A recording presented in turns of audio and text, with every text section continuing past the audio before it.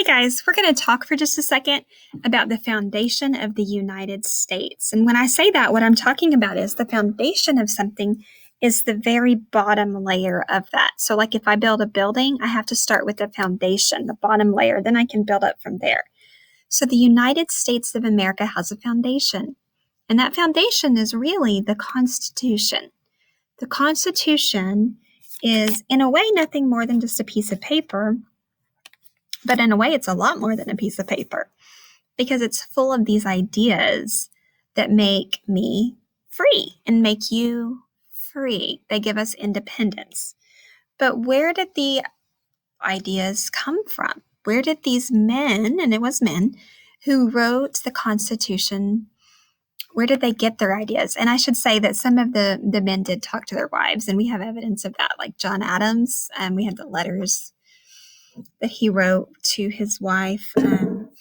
But we're going to be looking at the foundations of our government and where those ideas came from, okay?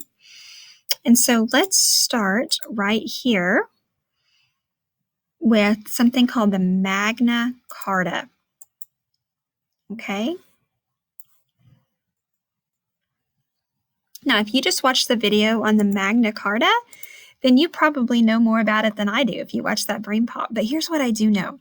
It was signed by this guy named King John, and he was the King of England, okay? He had all the power in his whole country. He could kind of do whatever he wanted to do, but for a variety of reasons, he signed this document that said that even he had to obey the law. And it said some other things, too, that kind of gave some more rights to the people. But the main thing I want to talk about right here is that even he had to obey the law. That was like crazy because now all of a sudden, here's the picture of him signing it.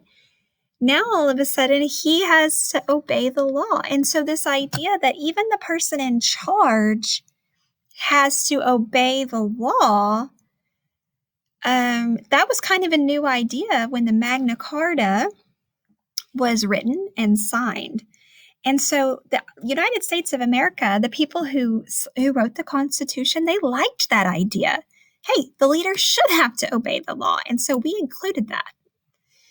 So now we're going to talk about a different document. There was something called the Iroquois Constitution. Okay. There were these 6 tribes that were they were each individual nations, sovereign nations, but they were linked together through this kind of form of government, okay? That idea that each, we're going to say Indian tribe, because that's kind of what they were called at that time, this group of Native Americans, that they could stay their own group, but then also kind of help each other, protect each other. That idea, the people who wrote the Constitution took that idea and they kind of liked it. So they decided we could have each of these colonies could stay separate a little bit, but also stay connected a little bit.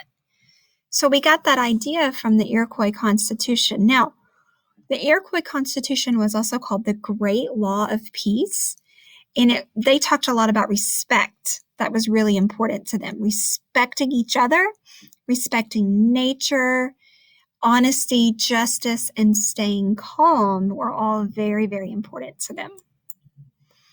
But now we're going to talk about the Mayflower Compact, okay? John Quincy Adams, he was one of our presidents. He said that this is the document that foreshadowed the flowering of American democracy. And what he meant by that was this. This is probably the biggest foundational document. This is probably the biggest piece of paper that affected our country because it was this group of people. They were the Pilgrims. You've heard of them. We talked about them already at one point. They came over on the Mayflower, right?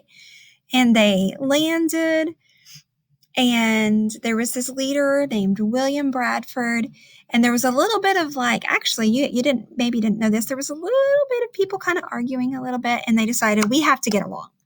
So they decided to write the rules together. They all got together and they wrote the rules together. And that idea of them writing the rules together and them deciding that they were going to kind of each make sure that it's called self-governance, but make sure that they governed themselves.